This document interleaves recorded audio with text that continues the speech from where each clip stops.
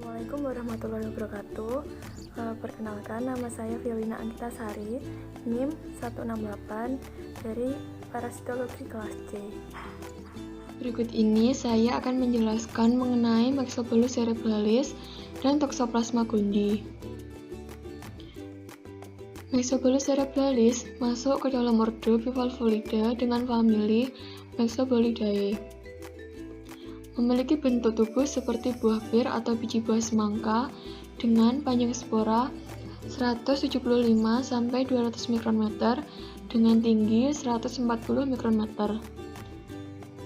Myxobolus cerebralis dapat menyebabkan terjadinya deformitas tulang tengkorak serta kolumna vertebralis ikan, dan juga kerusakan pada organ auditori yang menimbulkan gejala whirling. Parasit ini menginfeksi atau menyerang tulang tengkorak pada ikan air tawar. Siklus hidup Myxobolus cerebralis. Spora akan dilepaskan oleh tubifex atau cacing ke dalam air, kemudian akan menempel pada ikan dan akan melepaskan sel sporoplasma. Pada tahap pertama sampai ketiga yang dapat dilihat pada gambar, sel sporoplasma mulai menembus sel epitel ikan. Dan pada tahap keempat terjadi pembelahan sel endogen intraseluler atau pembelahan mitosis hingga membentuk sel ganda pada tahap ke-6. Pada tahap ke-7, sel ganda akan memecah membran agregat dan akan menembus plasma-lema sel inang. Kemudian akan bermigrasi lebih dalam ke dermis, syaraf, dan berakhir di tulang rawan kepala dan akan membentuk plasmodium pada tahap ke-13.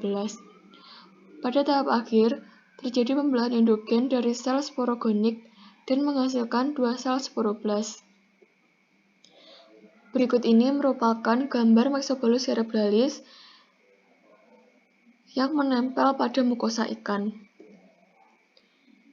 Parasit yang kedua adalah Toxoplasma gondii. Masuk ke dalam ordo Eucocydioida dengan famili Cercosporidae. Toxoplasma gondii merupakan parasit intraseluler obligat dari kelompok protozoa yang dapat menginfeksi manusia, hewan, maupun ikan.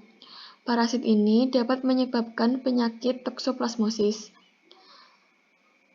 Memiliki panjang 4-8 mikrometer dengan lebar 2-4 mikrometer. Memiliki satu nukleus yang terletak di tengah tubuhnya.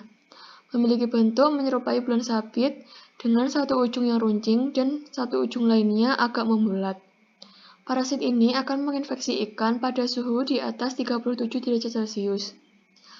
Tanda klinis pada ikan adalah terjadinya eksoptalmia bilateral, perut bengkak, perilaku berenang berputar-putar, dan perdarahan subdermal umum. Selain itu, juga terjadi peradangan kronis dan nekrosis. Toxoplasma gondii menginfeksi organ eksternal maupun internal ikan seperti mata, insang, jantung, dan hati. Parasit ini akan menginfeksi atau menyerang seluruh sel kecuali sel darah merah, karena Toxoplasma gondii hanya menginfeksi sel yang memiliki inti. Parasit ini akan menyerang seluruh ikan air tawar maupun ikan air laut. Siklus hidup Toxoplasma gondii terbagi menjadi dua, yakni seksual dan aseksual. Pada siklus seksual terjadi karena adanya peleburan gamet yang masing-masing berisi kromosom haploid. Pada aseksual terjadi karena pembelahan vegetatif, yakni organisme berkembang dengan membelah diri. Berikut ini merupakan gambar Toxoplasma gondii yang menyerang ikan zebra. Terjadi pada organ parenkim, otak, serta pembuluh darah kecil. Sekian, terima kasih. Wassalamualaikum warahmatullahi wabarakatuh.